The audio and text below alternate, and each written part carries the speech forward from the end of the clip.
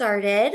Welcome everyone, and welcome to the Antibiotic-Resistant Gonorrhea in Wisconsin Outbreak Preparedness and WEDSS Navigation webinar, hosted by HCET. My name is Megan Arias. I'm the Training and Organizational Development Manager at HCET, and I will be moderating the webinar today. I'm just going to quickly introduce you to healthcare education and training. HCT's mission is to provide comprehensive program development, education, and training to improve reproductive and sexual health outcomes. And we are an organization of passionate people who are proactive in their belief that access to evidence-based, medically accurate reproductive and sexual health education, training, and care is a fundamental right. Next slide. Thank you. So this webinar does have closed captions available, and to enable those, you would hover over your main screen, and there's a button at the bottom that says live transcripts, or sometimes it says show captions. You just click on that button and they should start popping up. And if you need to change the settings of those, you can change them by clicking on subtitle settings. Next slide.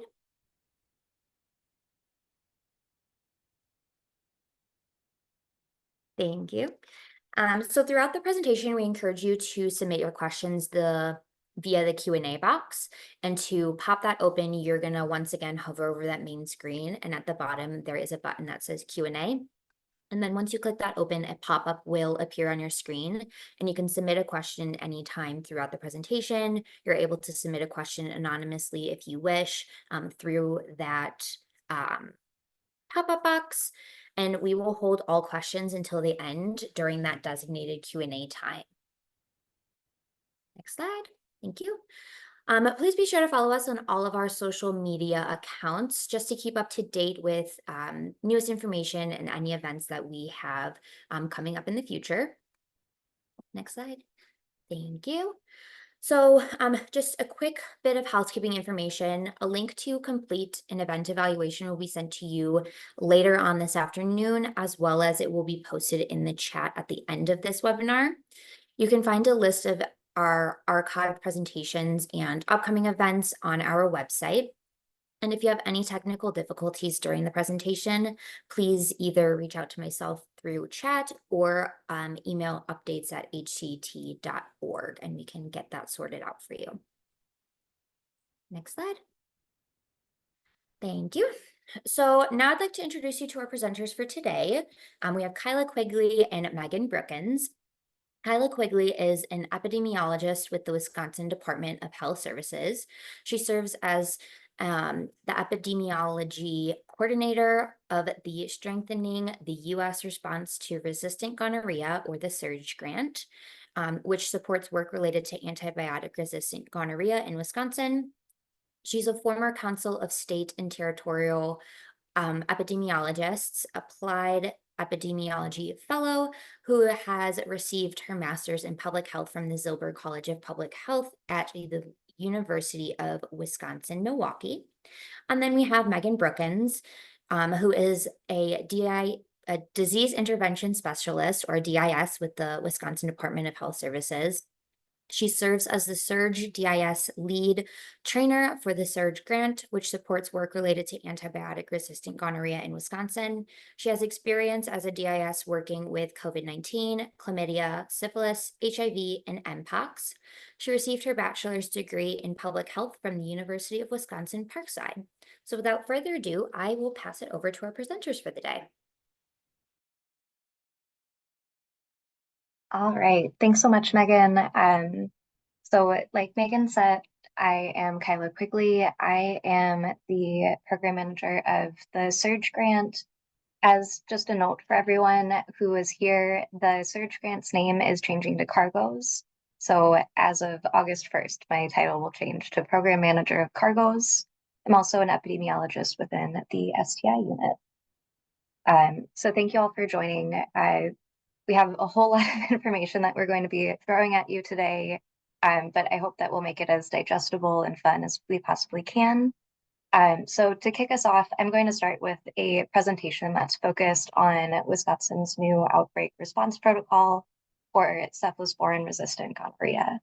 To help kind of explain that, I'm going to start by giving you all some background information on antibiotic-resistant gonorrhea, and then I'll walk through our outbreak response protocol, including giving you all some information about what it took to put the protocol together, covering some meetings and feedback sessions that we held. And then I'll close out today's session by describing a little bit of our protocol for antibiotic-resistant gonorrhea, and then turn it over to Megan for some really excellent WEDSS navigation information. So just to dive right in, we all are likely familiar with gonorrhea, but I just wanted to cover some of the basics just to make sure we're on the same page. So gonorrhea is a sexually transmitted infection, or STI, which is caused by the Neisseria gonorrhoeae bacterium. On the picture on this slide, you can see a little gram stain of a whole bunch of Neisseria gonorrhoeae. Helps to know what we're actually talking about and get a little image there. So that little microbe is responsible for one of the second most commonly reported STIs in Wisconsin. With gonorrhea, it can be spread through skin-to-skin contact, usually through oral, anal, and/or vaginal sex. And that skin-to-skin contact gives the Neisseria gonorrhoeae bacteria the opportunity to invade mucous membranes and then cause a infection if the sexual contact being had is with someone who might be carrying the gonorrhea bacterium. Those infections could be located either in the genitory region, so meaning cervical, vaginal, or even urethral infections, or it could be in the extragenital locations, meaning pharyngeal or throat infections, and also infections in the rectum. So even though the focus of today's talk will be antibiotic-resistant gonorrhea, I do think that it's helpful to have just a little bit of understanding of uncomplicated gonorrhea and where the difference actually comes into play with these two conditions.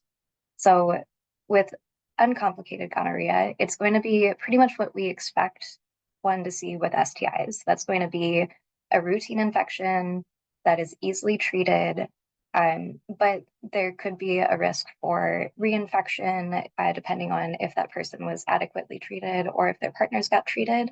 And then untreated or insufficiently treated infections of uncomplicated gonorrhea can still progress to severe illness. With gonorrhea as well, it's always important to note that these cases can be asymptomatic and that asymptomatic infections are pretty common. That's usually going to be the presentation that you can expect to see with a person who tests positive for gonorrhea. So when we're doing this work, be it for uncomplicated gonorrhea or antibiotic-resistant gonorrhea, it's always going to be very important for us to get a pretty thorough sexual history so that we can best respond to that patient and any partners they may have. Where all of this work gets even more complicated is with instances of antibiotic-resistant gonorrhea. And this is because those infections can really only be detected through culture-based testing. Unfortunately, most testing for gonorrhea is done with gnats, which can only tell you if someone has some form of gonorrhea, not if that form of gonorrhea is resistant, or will tell you anything about the treatment pathway for that patient. So there are two problems here. Number one is that for a lot of antibiotic-resistant gonorrhea work, we're relying on people to either have symptoms that don't go away, or we're relying on people getting the correct kind of test that can help us identify any resistance. And all of this matters quite a lot because even though antibiotic-resistant gonorrhea is still pretty rare in the US, gonorrhea itself is at pretty high risk for the development of antibiotic resistance when compared to other STIs. And where this becomes even more problematic with what we're seeing here in the United States is that we are really down to just one last class of antibiotics that are effective in clearing those gonorrhea infections. Those are cephalosporins, and the risk for resistance to cephalosporins is definitely increasing globally. So we do have to be at high alert here. Antibiotic-resistant gonorrhea infections are going to tend to look pretty similar as they would with an uncomplicated form of gonorrhea. Where you might notice a difference is that those patients might present with what seem to be a number of repeated infections close together. And this would be because the bacteria being used to treat that patient is not responding well to the antibiotic that's used. And so, of course, this complicates the treatment pathway. In our space, when we're doing this work related to antibiotic-resistant gonorrhea, one presentation that we are on high alert for is a suspected treatment failure. So that would be an instance where a person is appropriately treated for gonorrhea, says that they have not had any new sexual contact, their partners have likely been treated successfully, but they're still coming back in with persistent symptoms about 3 or 5 days following that initial treatment. This would be a pretty early and good indication that a person might be experiencing a treatment failure. Another way to identify a possible case of antibiotic-resistant gonorrhea is by performing a test of cure on those patients, usually somewhere in the 7 to 14-day window, depending on the location of their infection. And then if one were to receive a positive test of cure in that window, it could be an indication that suspected treatment failure may be at play. And in that case, we would need to get some more samples from the patient to do culturing and understand if resistance is actually going on with this patient.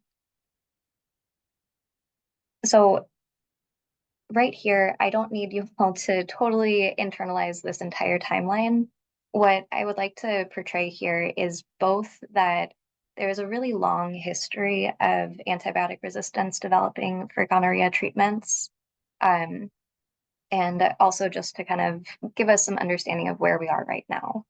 So antibiotics in the 1930s were first used to treat gonorrhea. Sulfonamides were one of the first antibiotics used for treatment, but then we saw resistance to sulfonamides as early as the 1940s. And really that trend has persisted over the subsequent decades since we've been able to use antibiotics to cure sexually transmitted infections. Every couple of decades to more recently, every decade to every couple of years, we've been able to identify resistance to treatment much more quickly. And also in the more recent period, since about 2015, the United States has been doing a lot more rapid and targeted surveillance for the development of antibiotic resistance, which means that we're able to more rapidly change our treatment guidelines in response to that identification. So the last time the treatment guidelines were updated was back in 2021 to get us to where we are right now, where 1 dose of intramuscular ceftriaxone is recommended to treat gonorrhea. Like I've said a couple times already, it's still very rare to see cephalosporin-resistant gonorrhea in the United States, but that doesn't mean that that risk is nowhere here. And once that becomes problematic here in the United States, we will likely be down to using either more extreme antibiotics, higher doses of cephalosporins, or we'll have to just hope for a new antibiotic to be prescribed and invented to treat gonorrhea. There are some developments in the work right now and a new class of antibiotics undergoing FDA approval, but we don't know for sure right now how effective that will be for gonorrhea. So right now we're still in a place where we have one treatment that we know is 100% effective, and we're doing as much monitoring as we can to make sure that we can hold off any further development of resistance. So how do we even find out if a gonorrhea strain is going to be resistant to antibiotic treatment? We rely very heavily on our partnership with Milwaukee Health Department Laboratory, who is able to perform antimicrobial susceptibility testing on the samples that we collect for culture. With the SURGE program and then the upcoming CARGOS program, we partner with Milwaukee-based clinics who collect a specimen for culture. Milwaukee does the culturing, and then we review AST results to try and find any patients who are experiencing a resistant infection of gonorrhea. So what you can see on the screen here is a Petri plate with 4 strips of paper, and those strips of paper have a bunch of little numbers on them. Those numbers are called a minimum inhibitory concentration, or where the Petri plate intersects with those strips, that number is a minimum inhibitory concentration.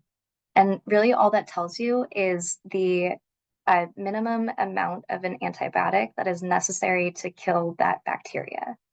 So as you can see on that Petri plate, there are a bunch of fuzzy areas between the strips of paper. Those are areas where bacteria were able to grow. Those empty circles surrounding the paper, those are areas where bacteria could not grow. So having that big empty spot suggests that the antibiotic is still pretty effective in treating it.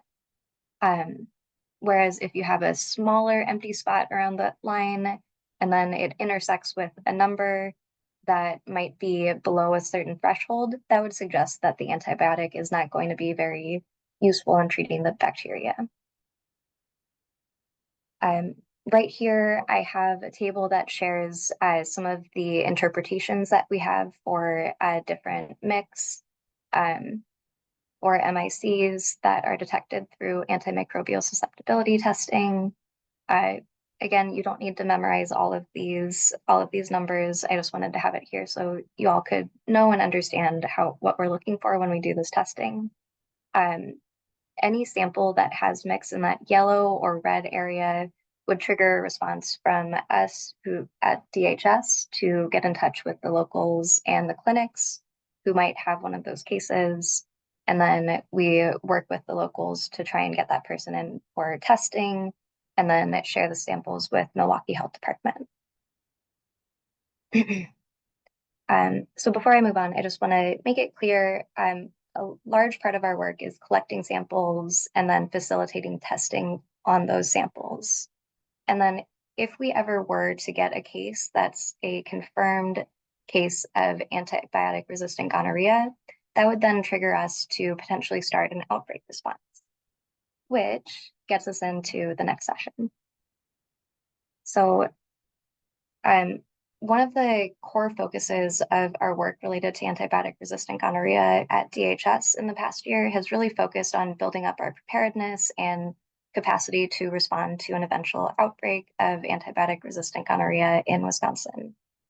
To guide any future outbreak response, these protocols are really helpful for us to have both as a state and to be accessible locally. This helps to make sure we're not all running around like chickens with our heads cut off if we were to get one of these cases. It helps to direct what our responsibilities will be at different levels, either at the state level or at the local level. And also it helps to give an idea of what our expectations are from our clinical partners, our laboratory partners, and any disease intervention specialists who might be responsible for responding to these cases. The protocol also outlines resources that we have available to identify suspected treatment failures and to help access treatment through DHS. We also describe different means for coordination, expected roles and responsibilities from everyone from me to our partners at the CDC to some local level staff that we would expect to be involved in an outbreak response.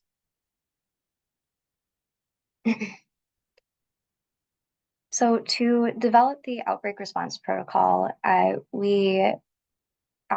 started first by just looking through the wealth of materials and resources that the CDC has put together. They have several guidance documents to help any location, be it a state level or local level department, put together their own outbreak response protocol. So that, in addition to reviewing some other already completed outbreak response protocols, helped me to get together an outline for what our response protocol would look like when it was completed. I then took this to our antibiotic-resistant gonorrhea team, which includes staff both at DHS and at the Milwaukee Health Department, and also at a number of the Milwaukee-based clinics that we partner with.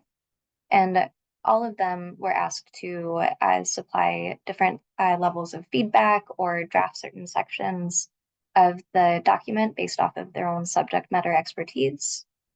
Their work, I then organized their work and built upon that to develop into a full draft. Those drafts were then circulated around the team again for everyone to review and provide feedback on. I then took that more complete draft and then I took the broad steps and the broad aspects of that protocol to a series of regional meetings where local and tribal health departments were given the opportunity to comment on the protocol and provide feedback. I then took all of the feedback from our locals to try and improve our protocol and also develop out lists of capacity and resources that we would need to have ready in the event of an outbreak. And then just about 2 weeks ago, we held a tabletop exercise just with the core Milwaukee team to practice the protocol on a hypothetical scenario, which helped us identify further areas for improvement. So just to give a little bit more detail on those regional meetings, there were 5 in total, one within each of the public health regions of Wisconsin. So we had one in Eau Claire, Prairie du Sac, Racine, Green Bay, and Rhinelander. And then at those meetings, we tried and I think successfully held a pretty informal, open environment where we were able to have a more friendly tone and be more clear and open with what we were sharing. I gave a quick overview of what the former antibiotic-resistant gonorrhea program for Wisconsin Surge was, as well as discussed a bit of the background on antibiotic-resistant gonorrhea, and then more specifically covered how locals can access some of the fee-exempt testing that we offer through the state.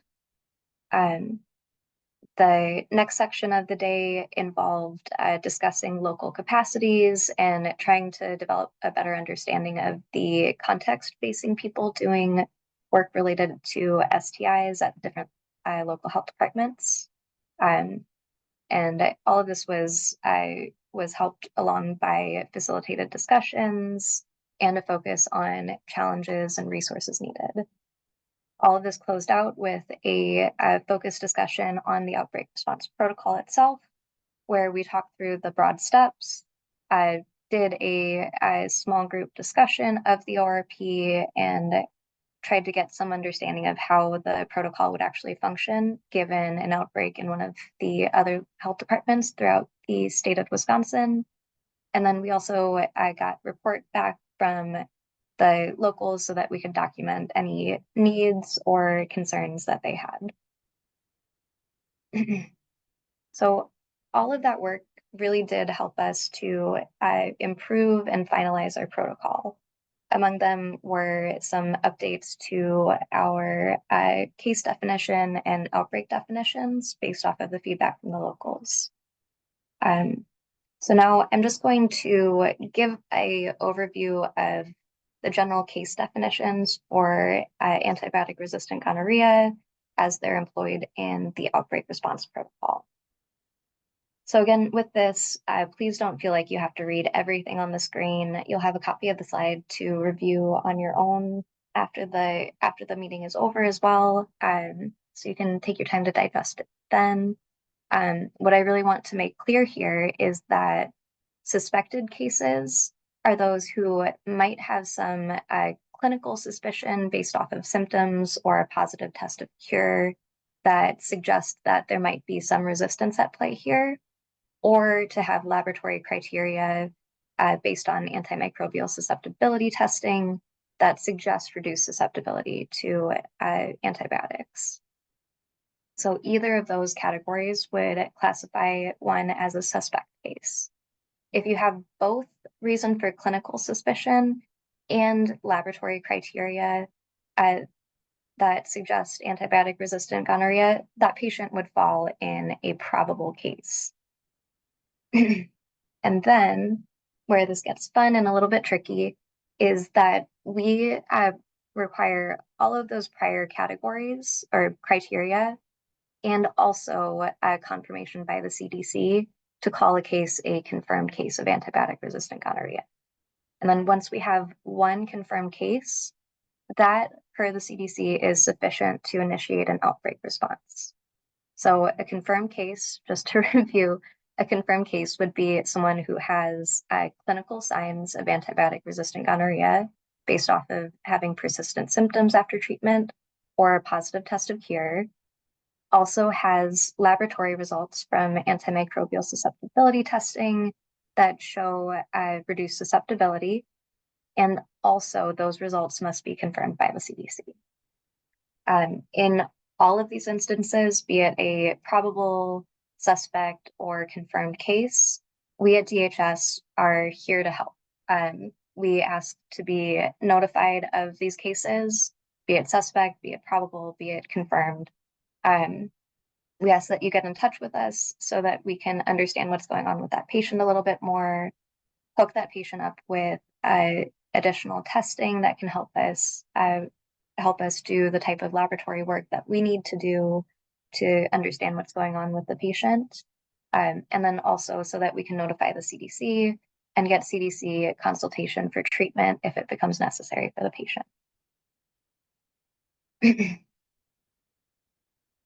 One other aspect of the outbreak response protocol, and that is important to cover here, are different presentations of what an outbreak might potentially look like for antibiotic-resistant gonorrhea.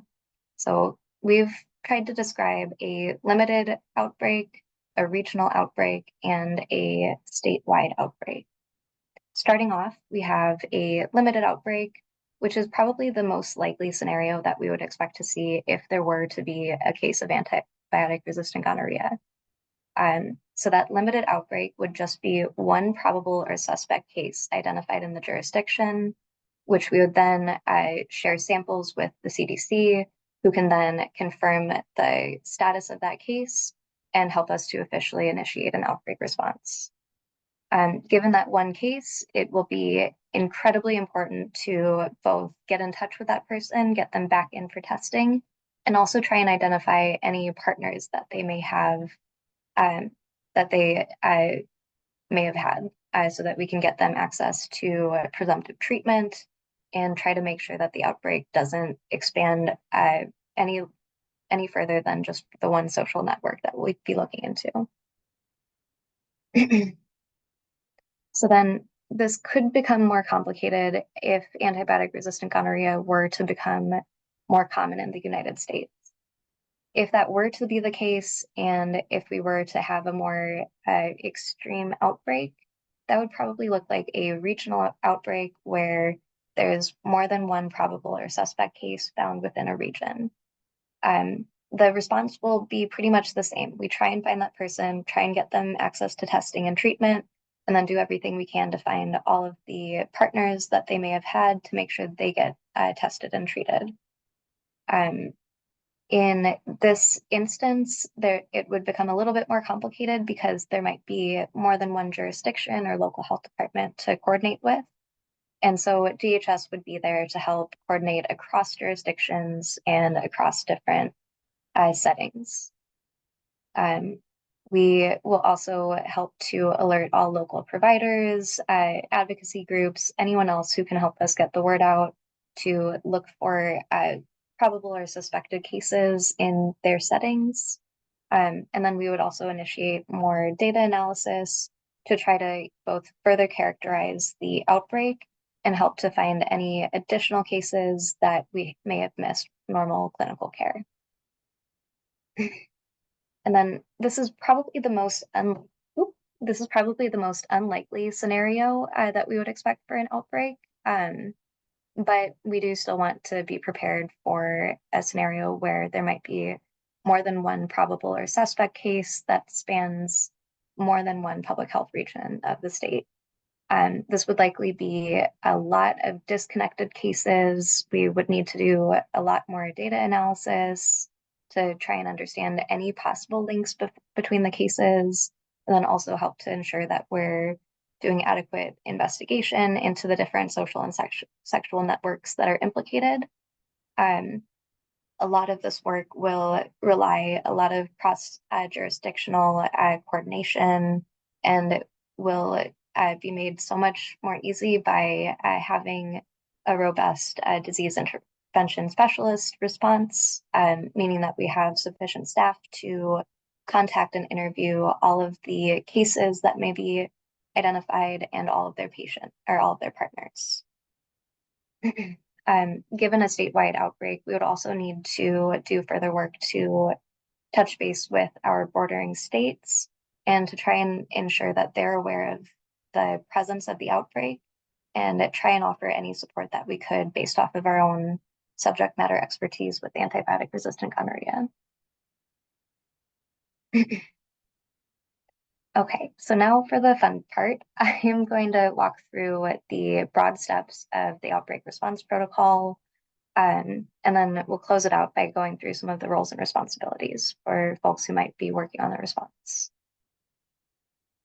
So in general, this would start with us getting a report either from a local health department or a provider who might be dealing with a patient who's suggestive of antibiotic-resistant gonorrhea.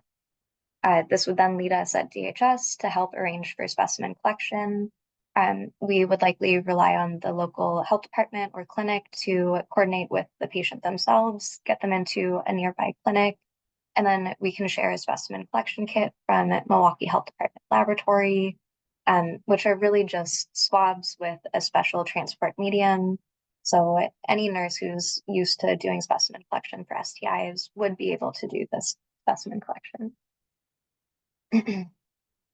At this stage, we would also work with local DIS or DIS on our own internal team to contact the patient, assist with arranging for testing as needed, like I said before, and then also help to start contact tracing so that we could try and find any other patients who might be experiencing antibiotic-resistant gonorrhea.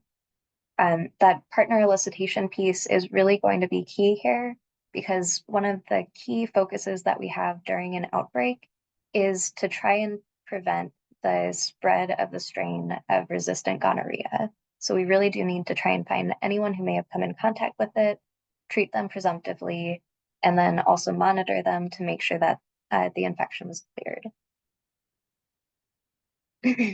So again, given that outbreak and given a patient showing signs of antibiotic resistance, we will do work to get samples from wherever they are located to Milwaukee Health Department Laboratory.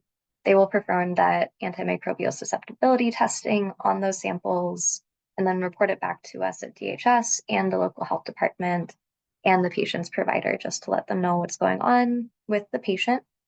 All of the results from Milwaukee will also include interpretation of those results. So you don't have to remember the specific number associated with a different MIC value. It'll just be there in plain language for you on the report. And then if those results do indicate reduced susceptibility or resistance to cephalosporins, we at Wisconsin DHS would loop in the CDC and they would help to consult during the response.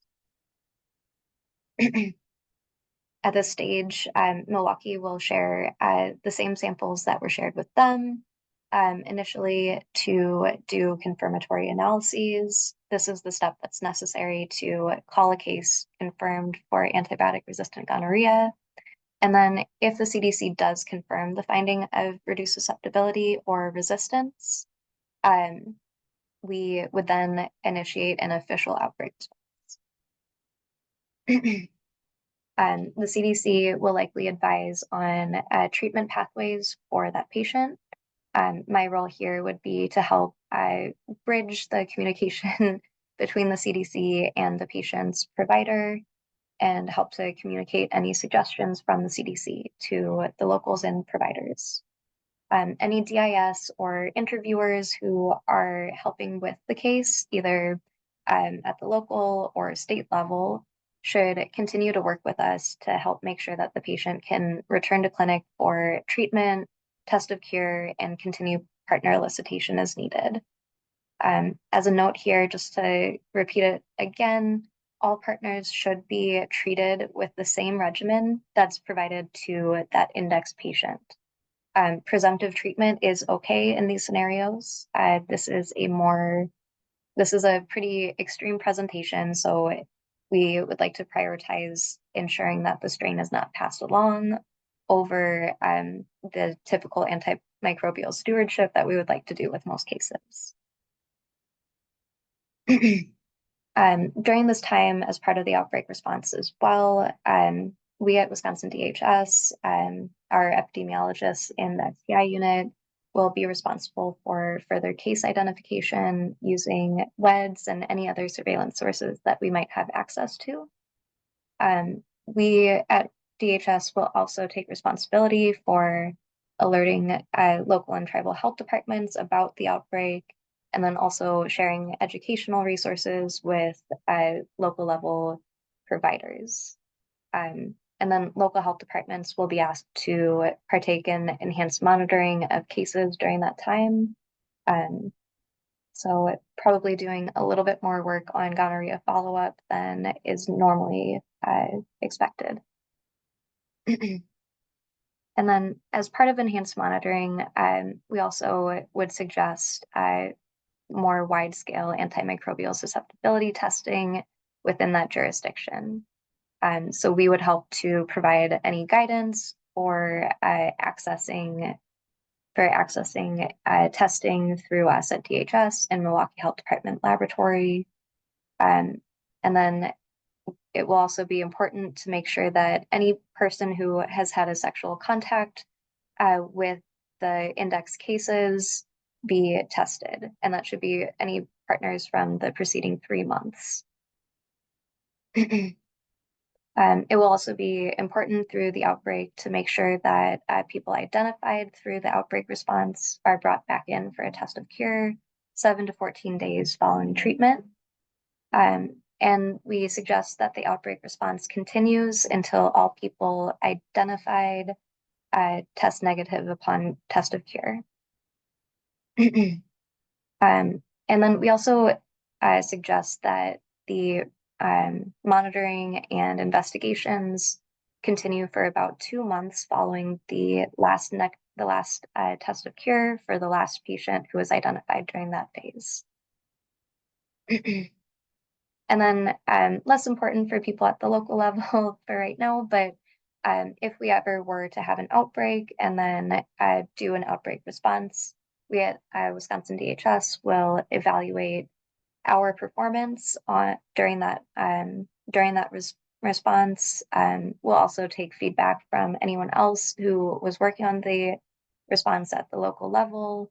And then we would put together just a short summary document explaining what happened during the outbreak, any changes that were found to be necessary for the protocol, and then we would continue to update the protocol as needed.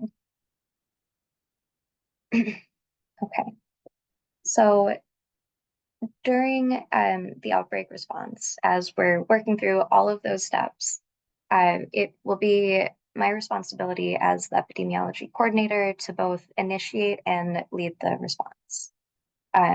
We in Wisconsin are still a home rule state, so there will be a lot of activities that we rely on local health departments to help us do. But in general, I would be the person leading and coordinating the majority of the response. Additionally, our STI unit surge data manager would be the person who's primarily responsible for the data component of the response. And our STI unit surge DIS will be the person who is able to both advise on best practices for investigation and interviewing, and also lend support if the local jurisdiction doesn't have capacity for interviews. On the for responsibilities for Milwaukee Health Department Laboratory, microbiologists there will offer any consultation and support related to diagnostics that might be needed. They will also be responsible for helping to send out a specimen collection kit and arranging for the courier that would pick up the specimen and bring it back to Milwaukee.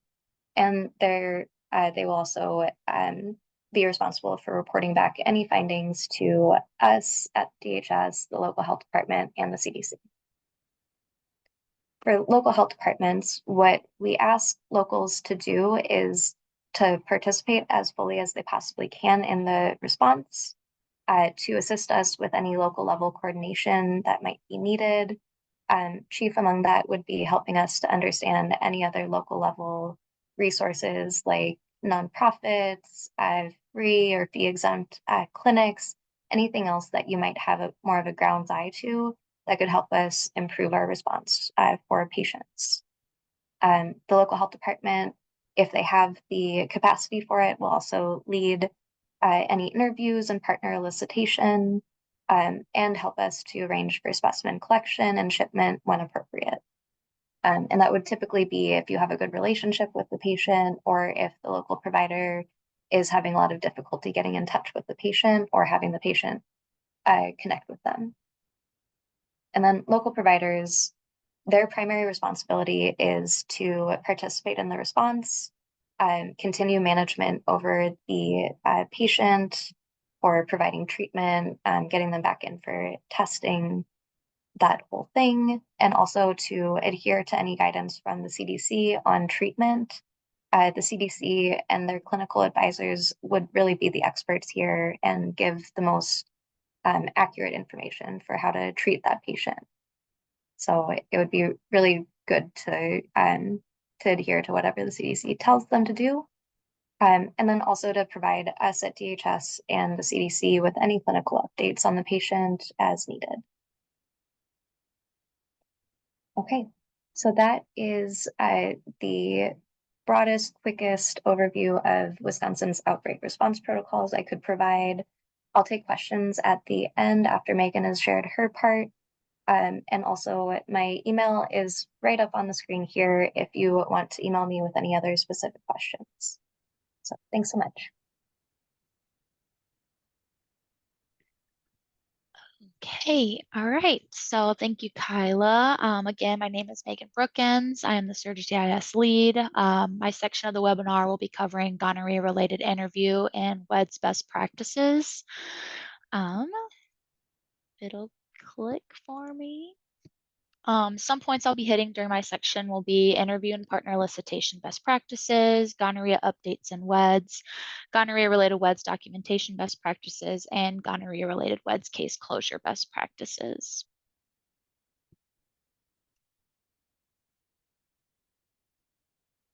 All right, so the first objective on the list is interview and partner elicitation best practices. As mentioned previously, there are some YouTube videos on our website that will include most of this part of the presentation's information, so it might look familiar to you if you watch the videos in the future. So yeah, fun. And then for the 5 best practices during an interview, which just a little caveat, it may look differently in your jurisdiction, all depending on what capacity you have to do interviews. But when it comes to ARGC, this is our kind of best practices that we'll be looking for. So we'll be looking for confidentiality, interview style, open-ended questions, patient and partner motivators, and partner notification styles. So first best practice in interview is confidentiality, verifying the patient's identity to ensure you're talking with the right person. Once that's confirmed, letting the patient know you're looking to discuss a confidential health matter and explaining to them like how anything they will share will only stay between you and their care team. Second best practice is interview style. Everyone does have their different approaches to an interview, so it's always best to choose a style that works best with your workflow and that will promote the most information from a patient. At DHS, our DIS use the lover method. Oh, The LOVER method stands for listen, observe, verify, evaluate, and respond. This method helps our DIS pick up on any verbal and nonverbal cues from the patient. By being more aware in the conversation, the more client-centered and successful an interview will be. I know a lot of our DIS at the state typically do interviews over the phone.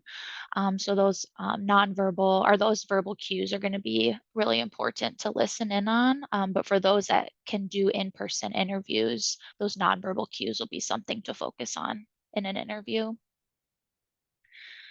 Third best practice is using open-ended questions. Open-ended questions typically begin with who, what, when, where, why, and how. Using open-ended questions is a good tactic to get patients to give more detailed answers rather than just a yes or no response.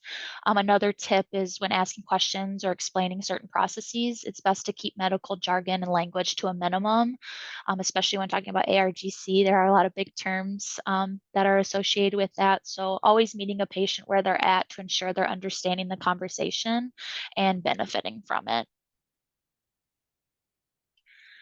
Fourth best practice is patient and partner motivators. We know that patients can become resistant in an interview when it comes to talking about their own information and their partner's information.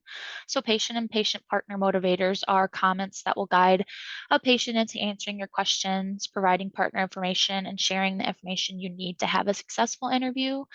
So some examples for patients providing their own information, you could say something like, everything you and I discuss is confidential and I take your privacy serious. This infection is curable. Infections like this open you up to a lot of others that are not. And then as for partner, getting patient partner motivators to get a patient to share their partner's information with you. You've received testing and treatments. How certain are you that your partners have received proper care? It is important to share because other people with this infection may not know where to go or what to do, and I can help. These are not an exhaustive list of motivators, and as mentioned before, you will use motivators and styles that work best for you and the patient in the long run. The fifth and final best practice I want to share with you is partner notification styles. Many patients do not know that they are in control of how their partners are notified. These style types are great to establishing a plan on how to contact partners and stop the spread of STIs. These styles include client notification, provider notification, dual notification, contract notification, and third-party notification. I will say that in my experience as a DIS, client and contract notification styles have been the most popular styles that I have used personally. Now, moving on to the next objective today is gonorrhea-related updates in WEDS. So whether you are new to WEDS, need a refresher, or an expert, it's best to know what WEDS is. WEDS is a secure web-based system designed to facilitate reporting, investigation, and surveillance of communicable diseases in Wisconsin.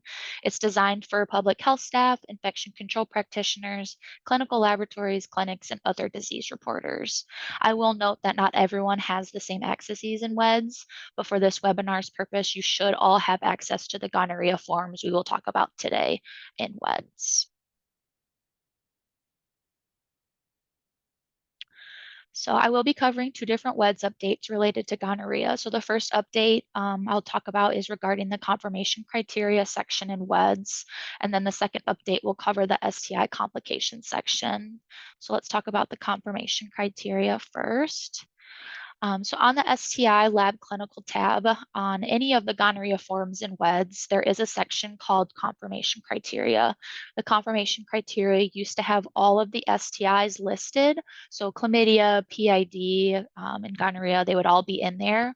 And so now it should be only specific to the type of gonorrhea being reported in WEDS. So for example, if you have a DGI WEDS form, the DGI confirmation criteria will be the only criteria in that section.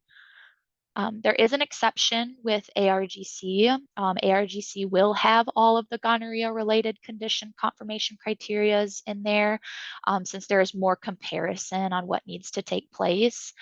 This will help also in having all the criteria in one place to reduce having to go back and forth between forms. The next handful of slides will explain confirmation criteria for each condition of gonorrhea as listed on the screen here. I'm not going to go through each of them as it'll be pretty boring for you all, but just know that they are in the slide deck as a resource for you in case you need to reference back. Otherwise, in WEDS, they are listed there as well. I will also highlight some key points as I pan through the next few slides. So gonorrhea uncomplicated confirmation criteria includes one of the following, typically a gram-negative, oxidase-positive diplococci, an antigen or NAT, or a urethral smear. Keeping in mind the signs of treatment failure and possible ARGC when working with uncomplicated gonorrhea. We always have to start somewhere before we can get to ARGC. So that's kind of why we're kind of going through the uncomplicated and going through each different form that may lead up to ARGC altogether. And then also understanding reinfection can occur, and that will be a conversation that will be obtained when you're doing a patient interview. Okay, and then for disseminated gonococcal infection, also known as DGI, is when gonorrhea impacts the bloodstream. Currently, there is no Council of State and Territorial Epidemiologist case definition for DGI, and these cases are reported to CDC as part of routine surveillance for gonococcal infections. So just as so you know that, only confirmed cases are by a culture or a NAT test from a disseminated site, meaning skin, joint, or synovial fluid, blood, or cerebrospinal fluid. And I just also want to note that if this type of testing does not happen, then this cannot be classified as DGI and WEDS until that criteria is met. So it would remain as an uncomplicated gonorrhea case until testing like that is performed. This is just more confirmation criteria. So antibiotic-resistant gonorrhea, ARGC for short, is our main topic of this webinar. As was discussed earlier in Kyla's presentation, that you must have antibiotic susceptibility testing, AST for short, performed to confirm susceptibility. It is best practice also to include the DHS STI unit and on the matter to help in making testing and treatment decisions, and to also help you and assist in any appropriate resources that you may need during the process. Suspected treatment failure, also known as STF, has different categories to help identify those who may have STF, and those include those with persistent symptoms greater than or equal to 3 to 5 days from treatment, a positive test of cure with no new sexual contact since treatment, or meeting any STF criteria after an alternative treatment regimen was given. Also mentioned in Kyla's presentation. Test of cures are important in establishing these cases before they could become ARGC. And again, it's also best practice to coordinate with the STI unit at DHS to accomplish testing and treatment decisions, and that's so we can help provide the appropriate resources for those involved. Okay, so now that we covered the updates to confirmation criteria, I now want to talk about the updates to STI complication section. So on the STI lab clinical tab still, there is on any of the gonorrhea conditions and WEDS. Oh, on any of the gonorrhea conditions and WEDS, there is a STI complications section. This section is for interviewers to select when a complication of gonorrhea occurs. So the ones I want to talk about specifically are DGI, STF, and ARGC. And when each of these specific complications are selected, a new pop-up message will occur, which was not the case previously.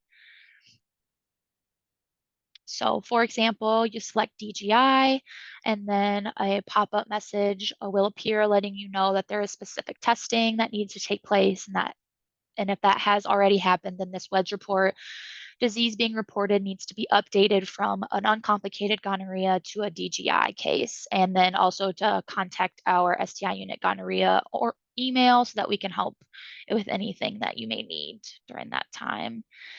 And then when ARGC is selected, same thing, a pop-up message will appear that looks just like this, talking about testing that needs to take place, and then also contact information to reach out to for assistance.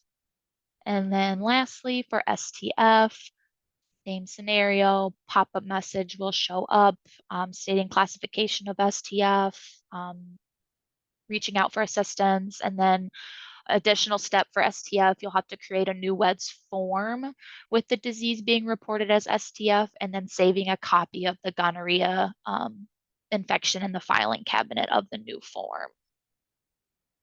That way that there will be a one gonorrhea form and then an STF form, they'll be separate instead of just updating the disease being reported. Okay, and then the next section is the for the next objective on the list is gonorrhea-related WEDS documentation best practices. Again, this will be a caveat to what capacity your institution has, and you also may have additional fields that need to be filled out based off of your institution. So that's just something you'll have to double check with. So I will share in this section some quick reference tables on what's required, recommended, or not applicable to be documented on regarding whether partner services are initiated or not. I will try to keep this section brief. As most of you know, working in WES, there's a lot of different tabs and sections. So I do recommend you to please refer to those WED documentation guidances for these conditions for further clarification on what's exactly being asked of you to document in. You should have received those already. If not, you'll get them after, and then they'll also be available on our STI unit SharePoint when it's up and running. We're hoping to get that available to you all soon. Okay, and then so now for the first tab I want to discuss, and that's the patient tab. The patient tab is accessible to everyone and it's required. There is quite a bit of information that's required on this tab. As you can see, it's pretty much almost the entire tab that we want to be filled out to the best of your ability. And this is information that's required by the CDC and also by the BCD. That we would want to be filled out. And then there's also some recommended sections, which will all be dependent on the information that patient wants to share with you in an interview. Okay, and the next tab is the lab clinical tab. This tab, you can see some differences across the gonorrhea conditions, but they all have these same sections that are required or recommended to be filled out. So the differences you'll see is mainly in DGI. There are 3 additional sections on the lab tab regarding testing, medical history, and pregnancy that need to be completed along with the other sections mentioned previously.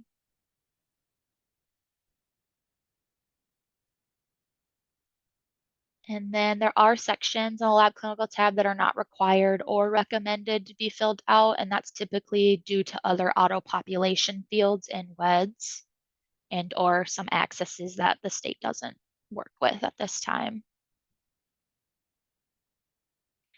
The next tab is a risk tab. The risk tab is only applicable if the interviewer is participating in partner services. So again, at whatever your local department has capacity to do. The risk tab also will look similar across all gonorrhea forms with an exception to some additional fields for ARGC. So ARGC, the form is something that we've remodeled and have now made available to more users in WEDS. So ARGC will look similar to the uncomplicated gonorrhea form, but we'll have 2 sections, additional sections on the tab that will be ARGC status and then ARGC medical history. And then the next tab, the intervention tab, this tab will also look similar across all gonorrhea forms with exception to additional sections on the DGI form and the STF form. One section that's important across all gonorrhea forms is treatment. Treatment is mandatory and must be documented. Treatment is most important in making any future decisions regarding STF and ARGC. So having that treatment documented already would be helpful. One other note regarding treatment, if a patient is not co-diagnosed, then the co-infection drop-down treatment option should not be selected. Only select the co-infection option when the patient is truly co-diagnosed with another infection. So for example, if I was diagnosed with gonorrhea and chlamydia and I had a separate DI for each in WEDS, that would be considered a co-infection, and that could be selected in my treatment section in WEDS. But if I was only diagnosed with gonorrhea, but I was preventatively treated for chlamydia at the same time, then the co-infection selection should not be selected. And then at that point, if I was given another antibiotic, I would want that documented in either the notes or attempts to contact section. It just helps with data points and confusion when we go in and look at those. And then DGI, the additional section that I mentioned, is specific to DGI treatment, which is required in addition to those other sections mentioned before in that table. And then as for STF, the additional section on there is incidental antibiotic treatment, and this is required in addition to the other sections on the tab as well. And I will note too that in the WEDS documentation guidances, these tables are a little bit easier to read. It's just the format of the presentation. So I definitely recommend to look at those.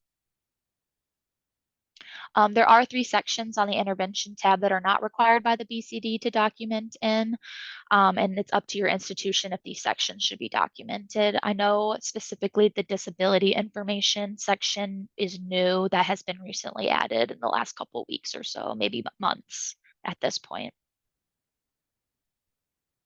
And then the last tab, investigation tab, this tab is same across all forms, and these sections are required to be filled out.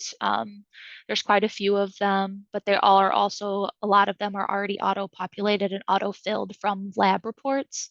So some of them you might not have to fill in right away, but just making sure when you're closing cases out that those sections are filled out. Okay, and the next section, last objective that I want to cover is case closure in WEDS for gonorrhea-related cases. So these next few steps are going to be related to drop-down selection fields on the investigation tab. So process status is typically the first one I want to discuss. And many of you may already know that when you want to close a case, you're going to have to change the process status to either final for disease incidents, DIs, or closed for contact investigation, CIs. And then the next step of closure is resolution status. The resolution status is a way to determine if a case is confirmed, probable, suspect, not a case, or non-resident.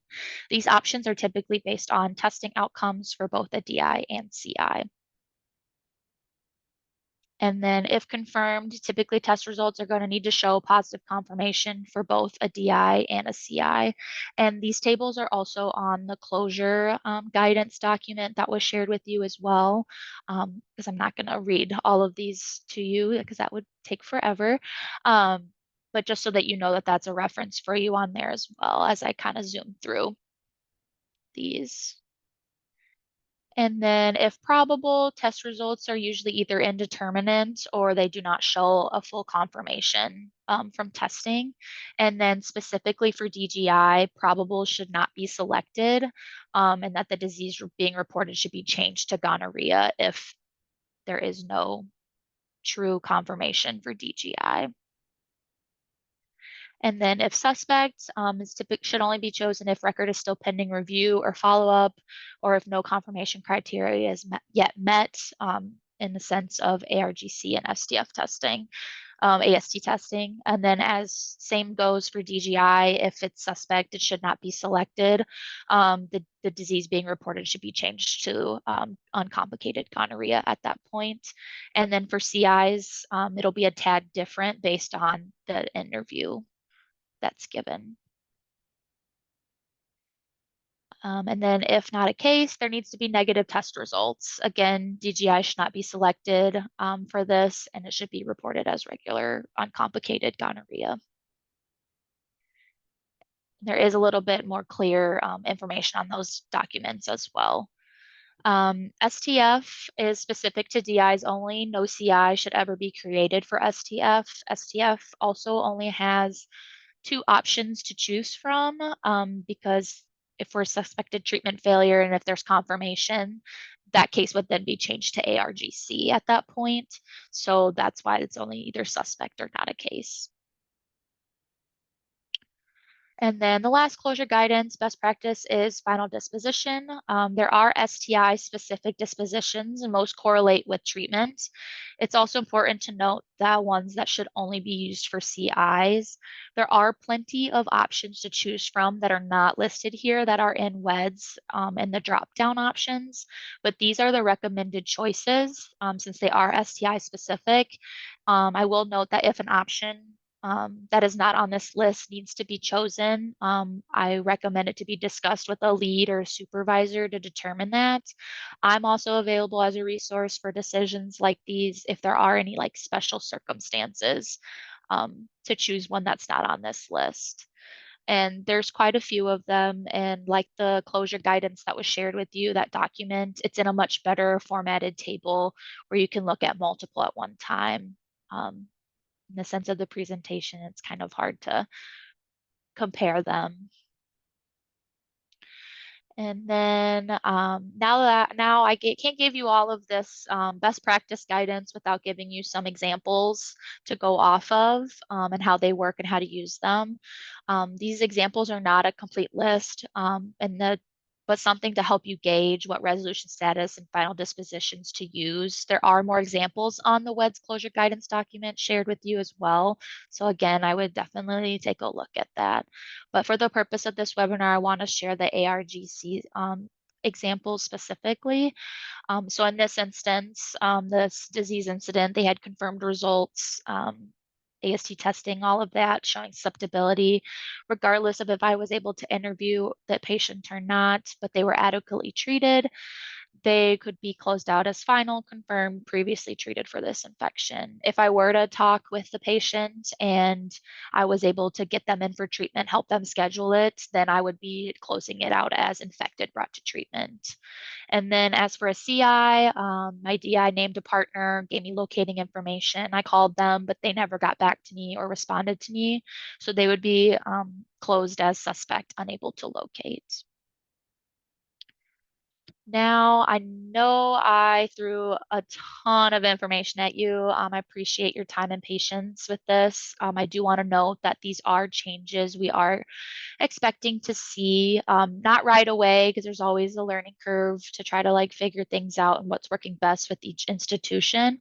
But we are looking to see these changes to help improve our documentation across the state, streamline our documentation processes, and improve our data. I want to reiterate the data points because the better our data is, the better we can represent our state to the CDC, and that will help get hope for them to give us more money and funding to continue this great work that we are doing.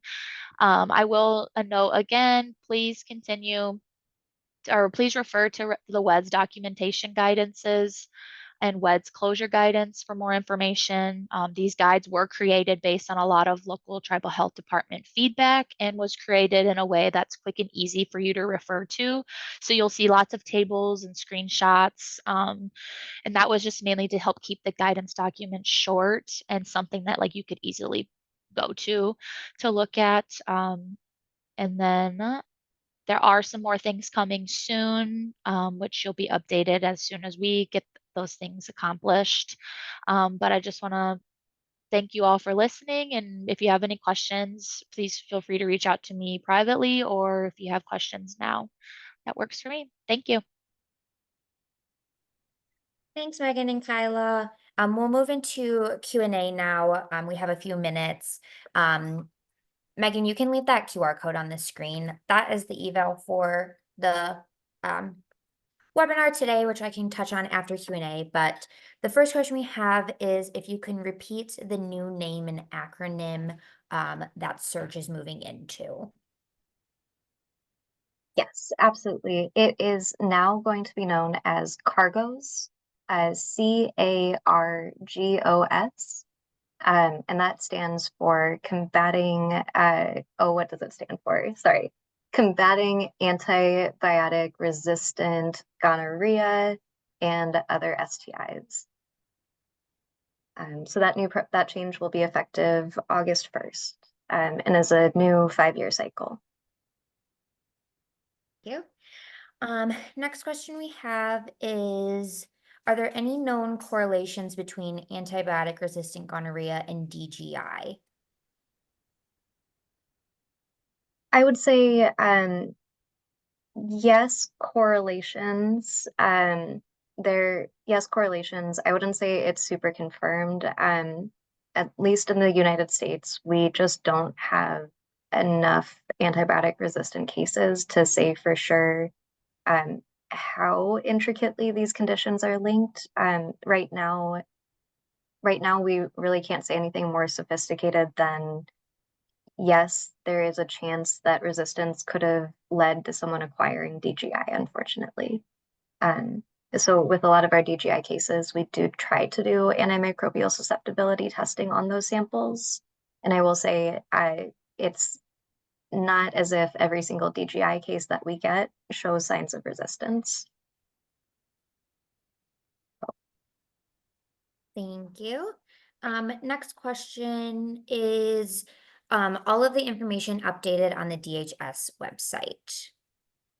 All of the information on that website should be as up to date as humanly possible. We will be putting through some further updates on August 1st, just to reflect the changing name of the program. And then we'll also be having a couple more resources hosted once they're through DHS comms. So that includes the outbreak response protocol, summary documents for that. And then also this webinar will be hosted on there as soon as we get the link. And we'll have one last training video that Megan helped us put together that will be posted on there, hopefully sometime before the end of August.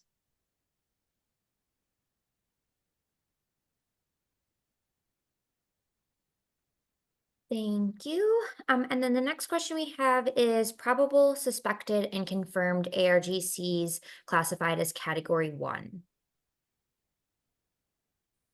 Oh, Category 1 is in reportability. So they have not been added to the reportable disease list as far as I know. So right now, we very kindly and humbly ask you to let us know about any cases as suspect or probable so that we can respond, but they are not on the notifiable diseases list as of yet. Thank you. And then we have a question about mentioning the YouTube videos for interviewing. Do you mind sharing the link to those videos? And I will pop those into the chat now. So, and then just to add on there, so there are 2 videos that we already have prepared. One is more specific background on ARGC. The second is more directly focused on laboratory efforts and going into detail there. And then the video that's going to be more specific to interviewing and the clinical aspects of this work, that last video is the one that will be posted before the end of August. Awesome, thank you. Yeah, of course. That is all the questions we have related to the webinar specifically, but we still have a few minutes, so I will let people think if they have any questions and submit them while I just touch on our last question about slides, and then just wrapping up housekeeping while people think of those questions. So slides are in the event details that were sent out prior to the webinar. They will be included in the follow-up email that I will send out after this webinar. And I know sometimes, depending on what email you are using, the browser, the links to those buttons do not pop up. So you either have to download the pictures to see those, or you can open the email in the web browser and it should pop up. That's where everything is housed. And sometimes the updates at HCT email goes to junk email. So also be sure to check that if you're not seeing anything. And then just approve that email. So moving forward, you have it and it doesn't go back to your junk. And then the eval for this webinar is up on the screen for the QR code. Please fill that out. That really helps us guide our future events that we have to make them what you all want and need moving forward. That is very beneficial to us at HCT. And yeah, like I said, there will be an email following this with slides, handouts, a link to the evaluation just in there. So you should have all of the information you should need, and you have Kyla and Megan's emails. So if you have any specific questions about content or anything moving forward, you can reach out to them directly as well. But it's not looking like there's any more questions. So with that being said, I just wanted to thank Kyla and Megan for a wonderful presentation and everyone who joined us today and took the time out to watch and ask questions. We very much appreciate it.